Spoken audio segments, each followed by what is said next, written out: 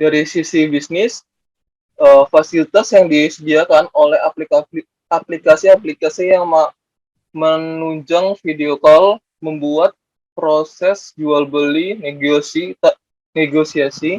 tawar-menawar maupun presentasi dalam sistem menjadi mudah. Lalu ada dari bidang kesehatan. Memang belum banyak yang diterapkan, namun ini dapat menjadi satu terobosan baru untuk dunia kesehatan. Untuk menunjang tempat-tempat terpencil dengan video call, sang pasien dapat dengan mudah mendapatkan pengobatan dan saran dari sang dokter. Lalu yang ketiga dari sisi pendidikan. Dengan menggunakan video call, kita dapat bertukar ilmu pengetahuan dengan mereka yang berada di luar negeri. Dengan itu, wawasan kita pun lebih bertambah.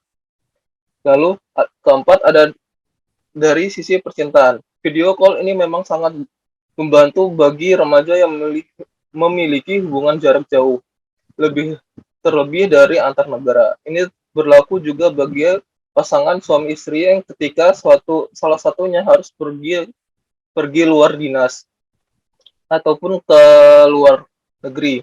Video call jelas sangat membantu baik dalam segi lebih murahnya biaya yang dikeluarkan maupun dari segi psikologis. Lalu kelima, panggilan video dengan beberapa peserta. Video konferensi telah menjadi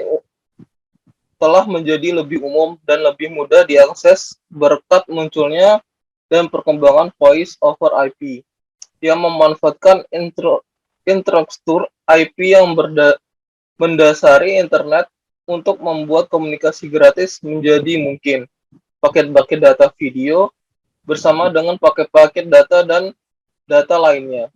Lalu keenam, tak perlu bepergian.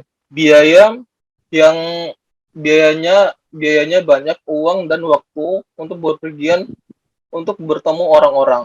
Bayangkan bahwa Anda harus mengadakan pertemuan penting untuk perusahaan Anda dengan orang-orang yang tersebar di berbagai tempat di dunia, ribuan mil jauhnya. Untuk menyatukan mereka di sekitar meja, Anda perlu mempertimbangkan dan memikul biaya begitu banyak masalah. Biaya perjalanan, tersediaan kursi penerbangan, visa, dan lain-lain. Lalu ada kekurangan. Yang pertama ada kekurangan dari video call. Yang pertama harus berkoneksi internet. Kedua, kualitas panggilan dipengaruhi oleh sinyal dan kamera device. Yang ketiga, membutuhkan bandwidth yang besar dibandingkan voice call. Ya, next. Ya, lalu sesi menjawab pertanyaan dari kelompok yang tidak kuis akan dilanjutkan oleh teman saya. Oke, dari pertanyaan kelompok Seledri dan Pak Choi. Pertanyaan, aplikasi chatting apakah yang pertama kali memiliki fitur video call? Jawabannya, aplikasi video call seluruh dunia yang pertama adalah Skype. Meskipun desktop dari aplikasi keluaran Microsoft ini cukup lemah, tetapi Skype sudah sangat dikenal dan digunakan oleh banyak orang di dunia. Jika Alloverse menggunakan Skype versi seluler, maka ia mampu menampung peserta sebanyak apapun, tanpa batas waktu secara gratis, yaitu 4 jam per panggilan dan 100 jam per bulan. Tidak hanya itu, Skype juga memiliki kemampuan untuk cross-platform dari smartphone ke PC. Sehingga tidak sesama PC atau sesama smartphone saja yang bisa berkomunikasi, tetapi antara PC dan smartphone pun bisa berkomunikasi. Oke, next. Pertanyaan dari kelompok Pare. Pertanyaannya, apa saja kelemahan dari video call? Jelaskan. Kelemahan dari video call, 1, harus terkoneksi internet.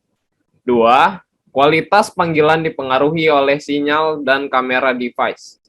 Tiga, membutuhkan bandwidth yang besar dibandingkan voice call. Oke, next. Pertanyaan dari kelompok Tomat. Pertanyaannya, protokol penunjang jaringan video call.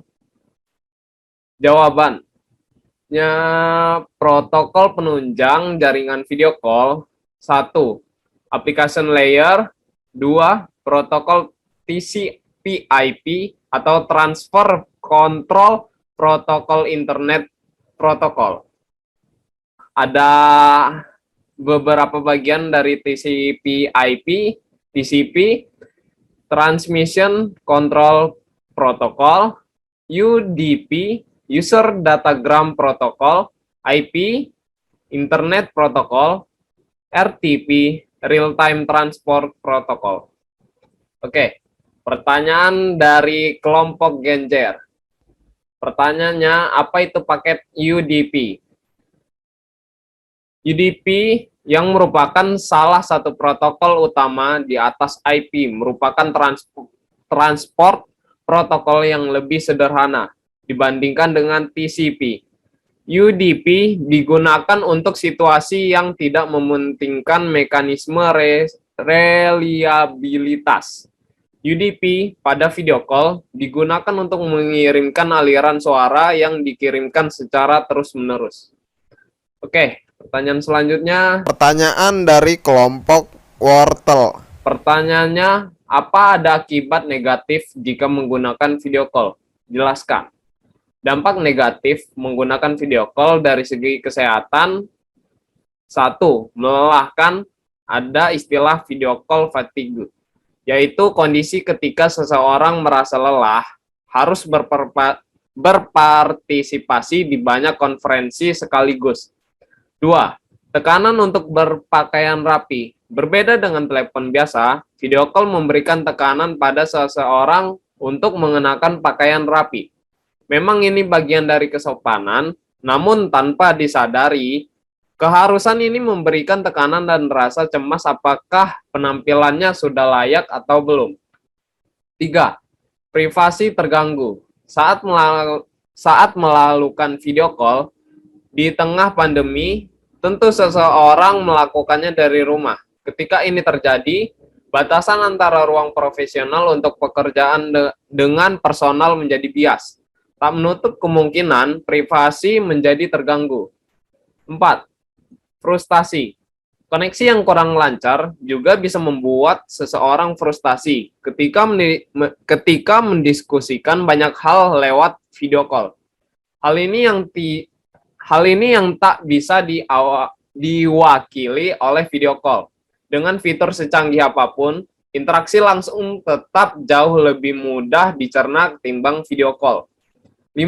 Sakit kepala. Kewajiban untuk melihat layar terus-menerus selama periode tertentu bisa menyebabkan seseorang merasa sakit kepala. Ada penelitian yang menyebutkan sakit kepala berhubungan dengan masalah kesehatan mental. Jadi, sebaiknya batasi durasi dan frekuensi berinteraksi lewat video call dan menatap layar demi kesehatan fisik dan juga mental. Oke, pertanyaan selanjutnya. Pertanyaan dari kelompok Bayam dan Kol. Pertanyaannya, kapan pertama kali video call diciptakan? Pertama kali diciptakan melansir Britannica, demonstrasi publik pertama dari videophone terjadi pada 7 April 1927 antara Herbert Hoover, saat itu sekretaris perdagangan Amerika Serikat di Washington DC, dan pejabat AT&T di New York City. Pada waktu itu, panggilan video hanya terjadi satu arah. Demonstrasi videophone dua arah kemudian terjadi pada 9 April 1930. Antara AT&T, Bell Laboratories, dan kantor pusat perusahaan, keduanya sama-sama berada di New York City. Panggilan dua arah ini menggunakan peralatan televisi dan sirkuit tertutup. Kemudian, pada 1956, Bell Labs telah mengembangkan videophone yang dapat digunakan pada sirkuit telepon yang sudah ada. Pada 1963, studi lebih lanjut mengarah pada pengembangan sistem video phone lengkap pertama yang dikenal sebagai picture phone. Pada 1968, para insinyur Bell telah mengembangkan picture phone generasi kedua yang menjadi layanan publik pada tahun 1971.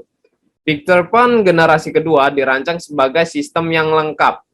Semua aspek sistem dirancang dan dikembangkan untuk mendukung komunikasi video dua arah melalui sirkuit telepon. Terminal picture phone terdiri dari mikrofon unit tampilan video yang berisi speaker, kamera, dan monitor tabung. Meski demikian, layanan ini kemudian dihentikan karena mengeluarkan ongkos pengembangan yang mahal dan tidak mendapat respon yang bagus dari pasar. Hal ini disebabkan ongkos pemakaiannya yang mahal. Oke, selanjutnya pertanyaan dari kelompok kangkung. Apakah kecepatan jaringan mempengaruhi waktu yang terkirim dan diterima atau delay? Jawabannya, kecepatan jaringan mempengaruhi kualitas gambar yang diterima karena untuk bisa mengakses video call, kecepatan jaringan harus memenuhi standar sampai dengan 25 frame per second. Dan juga bandwidth juga mempengaruhi karena semakin rendah kapasitas atau bandwidth-nya, maka akan semakin rendah pula daya kecepatan transfer data dan suara, serta buruknya kualitas video gambar yang sedang dikirim. Oke, pertanyaan selanjutnya dari kelompok Sawi. Pertanyaannya, dapatkah teknologi trafik suara video data secara real time sehingga dikelompokkan menjadi paket-paket data? Jawabannya, dapat dikelompokkan dengan mengubahnya ke dalam bentuk digital dan dikelompokkan menjadi paket-paket data yang dikirim dengan menggunakan platform IP atau Internet Protocol. Oke, sekian presentasi dari kami. Ya, kami akhiri. Wassalamualaikum warahmatullahi wabarakatuh.